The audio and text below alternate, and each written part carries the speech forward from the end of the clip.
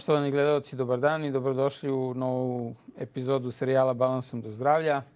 Danas vas pozdravljamo iz prelepog Osla i danas imam priliku da razgovaram sa jednim izuzetnim gospodinom, doktorom koji je godinama u profesionalnom sportu, koji radi sa sportistima, najuspješnijim ekstremnim sportistima na svetu, sa velikim brojem fudbalskih timova, sa nekoliko klubova iz vrha Premier lige.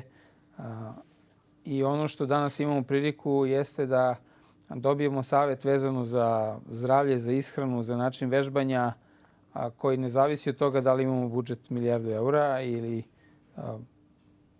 imamo skroman domaći kućni budžet, već šta je ono što treba da uradimo i na koji način možemo da iskoristimo sve prednosti koje sami možemo da uradimo kod kuće, u teretani, na treningu, bez obzira da li se profesionalno bavimo sportom ili samo idemo u teretanu. Današnji gost, Dr. Colin Robertson. Dr. Colin, welcome to my show. Thank you very much. Thank you for inviting me. Thank you very much for finding time. I know that you have a lot of obligations, but it's very valuable for the people, especially people in Serbia and Balkans. And what I would like to talk to you today is about importance of preparation and nutrition for athletes. Mm-hmm. It doesn't matter if they are professional athletes or just people who are get used to have physical activity every day. Yeah, okay. What would you like to ask? Yeah. So first question is that do we need a high budget for that, or it's actually up to our focus on personal performance? No, there's a long-standing myth that, you know, in order to eat well and to make healthier choices, it's going to cost more money. But actually, there's very little evidence for that. And what we see is that when a person starts to make what we call more consistent whole food choices, better choices, less processed food, less confectionery, sweet snacks, well, there is a change in eating behavior. And so there are a couple of things that happen.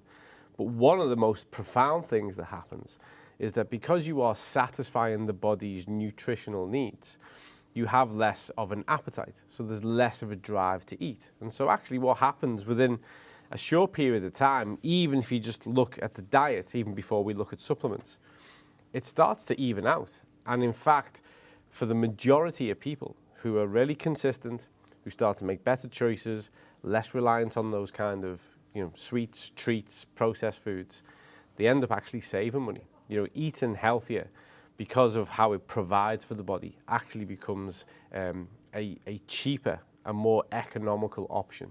But then when it comes to sport, which was your question, is it expensive to put the right nutrition in? Is it expensive to target the amount of omega-3 that you need, the amount of protein that you need, making sure that you've got a sufficient amount of nutrients to recover?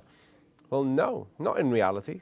I mean, people make financial choices every single day, and you have to be careful what you say, but for some people, if they had one less coffee a day, they could probably afford all the sports nutrition they'd ever need. And what are the, according to your experience with the professional athletes, what are the common mistakes that people usually make when we talk about the recovery after the training or taking the supplements? Or I mean, there's lots of common mistakes. I'd say one of the common mistakes that people make is that they've bought into this idea that after exercise, everything is about protein. You know, it's just protein. You've got to get enough protein in. And the problem with that is that there's some truth in it. Protein is essential. It's a key contributor to recovery, to muscle remodeling, adaptation. But a focus that's purely on protein is trying to build a wall and all you have is bricks and no cement. So you've got nothing to bind that wall together. So it might look good for a while, but it's not really strong. I think the other thing that people fail to consider, and this is professional athletes and what we call recreational, so people like us, what they fail to consider is you can't out-train a bad diet. So they'll go to the gym, they'll exercise, they might take a really good, supplement, an omega-3 or a protein, and then they go on and they just eat a really substandard diet. And so they're constantly at war with their own body. So they're doing this exercise and training, they're trying to improve things and get fitter, but the majority of their diet is compromising that. And I've worked with people who've got gold medals at the Olympics, people who've stood at the top of Everest, who've taken part in World Cups. That problem is all the way from the podium straight the way through to that person at home who just wants to get fitter. Yeah, when we talk about professional sports, experts, a lot of experts that I talk to say the professional sport is not healthy at all. Actually, it's very unhealthy. What is the way that we keep our health in order to be let's say we have a famous athlete, Novak Djokovic. Yeah. What can we do? Do you have some advice for the people what they should do in order to keep and stay healthy and to have a good recovery? I mean, I know what you mean. You can, and this used to be true a long time ago, you can target fitness at the cost of health. So you can go all out to be fit and to win and dominate in a sport, but it's not necessarily healthy. And in fact, there's a legacy of quite well-known athletes who've broken themselves. So they've gone all out to win, and in the pursuit of that, they've literally broken themselves and they've compromised their health, and it's been a win-at-all-costs mentality. But I think that's less now. I think that we're so much more invested in what we call life after sport. I think that we understand things so much better now, that you can optimize health and optimize fitness. And actually, what we're all interested in sport is recovery, because exercise is the stimulus. This is what prompts the body to adapt. And how we recover is really what influences the magnitude of improvement, of adaptation. And we know that the key attributes of recovery, of adaptation, are sleep, hydration, but good health. Overall good health puts you in a better position to recover and be fitter, faster, stronger. And so the win at all costs, do whatever it takes to be at the front, that's less and less now. And thankfully, I've experienced that change in my professional career, where it's gone from that into this far better, more sustainable land. And anybody who's not a professional athlete, who is just keen about going to the gym or running, cycling, swimming, Zumba, whatever their sport or their exercise is, it should always be about health first. Health should be the first target, and then improving their fitness bolsters and enhances their health. That should be the mindset. The only difference in professional sport is that we go, well, we want real fitness, we want to be the best, but we're not going to sacrifice health. And what constitutes health? It's mindset, it's the meals that you eat, it's your targeted supplementation, it's making sure that you're able to put yourself in a position where you can be successful with sleep. It's small, it's good habits, it's little things done every day, and then it's avoiding those things that we know actually don't contribute and don't play a part.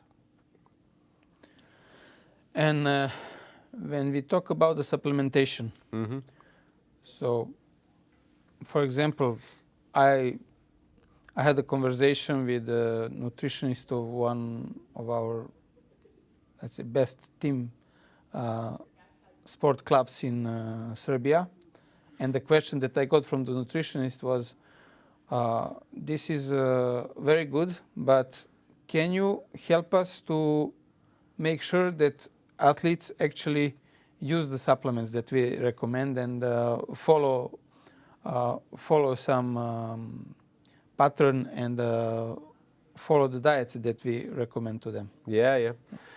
So in the bigger clubs that I've worked at, particularly in Premiership football and international rugby, you control everything.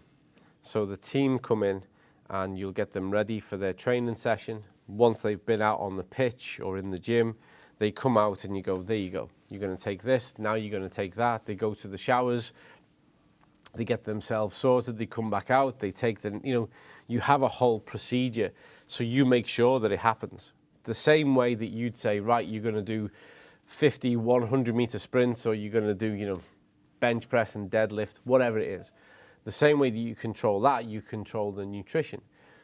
So the further away you are from a completely professional setup where you have control, well then what you have to realize is that you're more reliant on establishing buy-in and a culture from your athletes that understands and recognizes the power of what it is that they're doing.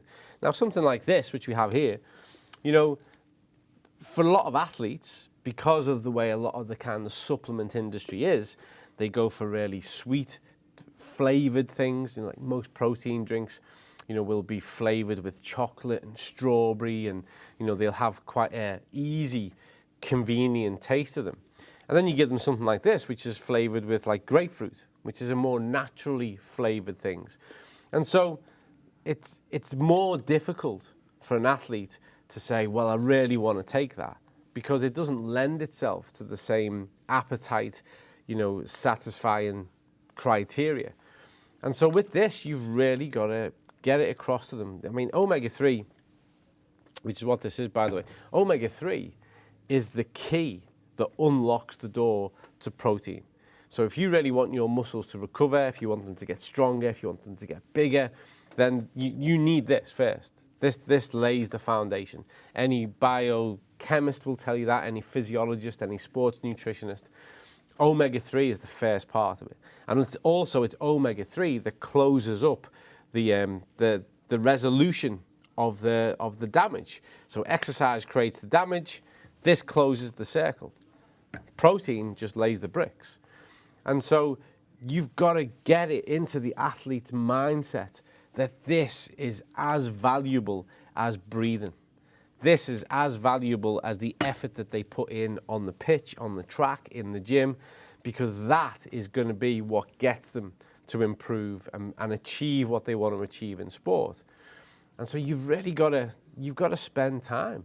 You've got to educate, you've got to win them over. And it could be that to begin with, whilst you've got your athletes, the minute you finish your session, you go, right, now we take it. And then go home and have a protein-based meal or your recovery drink, whatever it is, but together we take this. And you establish the habit until they own it. And I have had it, this is a long answer to a short question, but I've had it recently with a university basketball team where, I just started to get involved because my son has started to play for them. And I had it with them, which is the whole kind of get them to buy in, get them to buy into the culture of it. They're just teenage boys who want to play basketball. That's all they're focused on. This comes from nowhere. And so I have to spend that time. I own the situation. I give it to them, I put it in their hand, I get them to consume it, and I teach them the benefits of it, all the while driving the message, so that you can hand over ownership for it. But in all honesty, if I could really answer that question, then I could cure health problems all over the world, because it's that mentality of getting somebody just to do the right thing, and the thing they need to do is the way that we would effectively transform health and fitness on a global scale. So this is not about the budget that we should use, but this is about the discipline that on everyday basis, the people who will just go to the gym or who will just go for running every day or every second day, just some discipline that they need to have. That's right. Yeah, discipline is my favorite word. Discipline is where you just do the things that you need to do despite how you feel about it. Motivation rushes in, makes you feel amazing about the world, and then it disappears and leaves you to it, especially when it gets hard. Discipline is what carries you through. And in this little conversation, we've talked a lot again about budgets and cost and economy, but there's price and there's value. And they're two very different things. And if you recognize the value, then you understand the price. And people make those types of choices every single day, whether it's when they go to a shop and they buy a t-shirt that's got a certain label on it, and they'll say, well, I'm prepared to pay more because it's got this tiny little badge on it, even though the one next to it is half the price but doesn't have that badge. And that's the difference between price and value.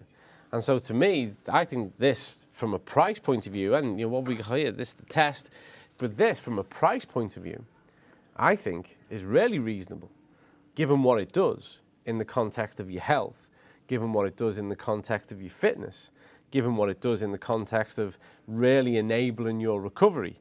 The price of this is really reasonable. The value is immense.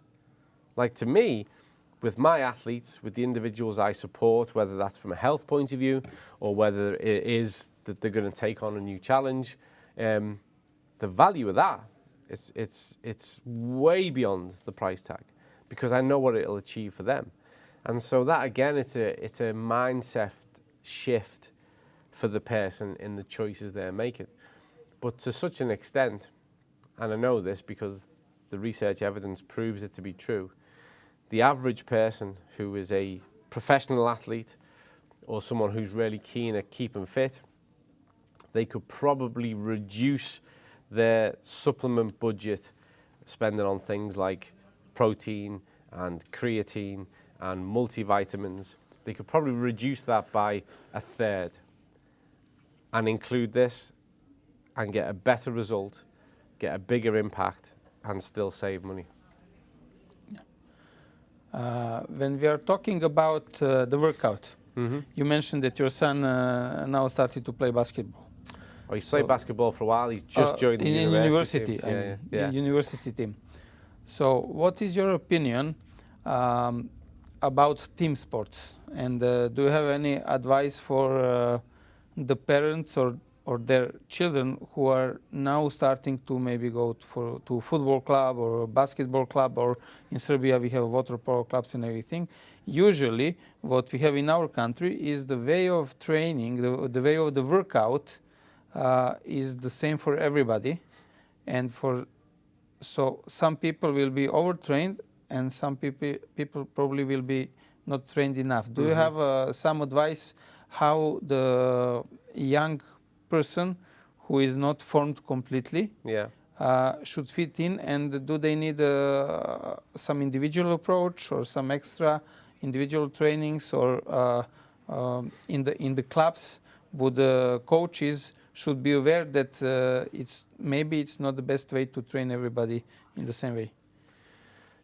I mean, I could just say yes, because you've kind of answered it. Of course, you've got to look at individualization, and particularly the younger you are, because there will be such varying needs. But that individualization of training goes all the way through until you're winning a World Cup. But team sports, so if I was the Prime Minister or the President or the King or whatever it was to be in charge, I would have every single child take part in a team sport. You know, my team sport was rugby, and rugby taught me everything about the world. It taught me about respect, about discipline, about, you know, commitment, dedication, hard work, how to be stoic, how to, you know, tolerate things when aren't going well. You win, you know, you win and you get the elation, but you learn so much more from every single loss. And life is about highs and lows. And I think that the confines of teen sport, as you're developing when you're young, teach you all of this. And a team spirit, a team mentality, and that notion of togetherness in itself is phenomenal. You know, in December, I will go off with my old rugby friends. We spend 24 hours in Dublin. We go together. We've been doing that for decades. We will do that until there's none of us here. And that goes back all that way. You know, it creates a sense of place and unity and belonging that is unique. So first of all, every single child, doesn't matter what your gender, find a team sport and get involved. Secondly, though, back to how you train, first of all, it should be fun. So the younger you are, sport should be fun. And it should just be about taking part and celebrating life and having fun. But the minute it starts to become structured and you're starting to organise yourself into positional play, you're starting to think about playing teams and you want the success, you're attempting to win, then you've got to look at every single member of your team and you've got to individualize, because there's going to be different positions on the court, on the pitch, in the arena. There's going to be different physical needs, different rates of maturation, different responses to training load, different heights, different types of diet at home. And so what you do is, it's a cliche, but you control the controllables. That goes back to these kind of things. How much of it can you control? How much of it, whilst those young athletes are with you, how much of it can you own and go, right, do this now, take this, have that, we're going to do this. That's individualization. It's ownership of the process. But for sure, any coach, physio, who's listening to this, I'm probably telling you something you already know. You have to individualize the program. So you've got a team aim, but you've got individualized programs of development so that the team can achieve its goals and ambitions. And so do you have any, for the end, do you have any advice for the parents who are responsible for the children? Yeah. When our child starts to play in some university team or in pioneers team, do you have any advice actually what parents should do, and where we should, I'm asking also as a parent, where we should have some bordering place where, okay, we can control some things, but some things should be led to the coaches. Maybe we should interfere somewhere, and somewhere we should not interfere at all. So do you have some good advice according to the workouts or nutrition or anything? How? Absolutely. First of all, don't interfere, support. No.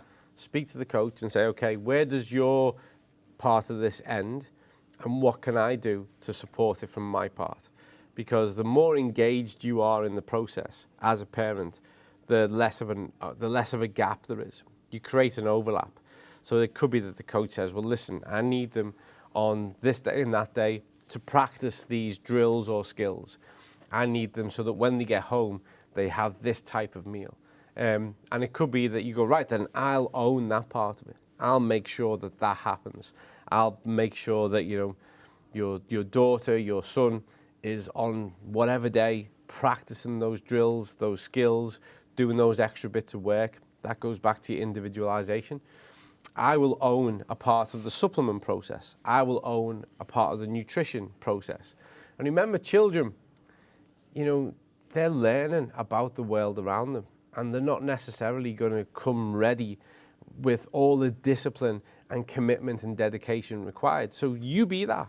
You be your child's discipline and be an ambassador. Lead the way. Be consistent. Don't give them any gaps. Encourage them, support them. Don't force them. No one likes what we call a pushy parent.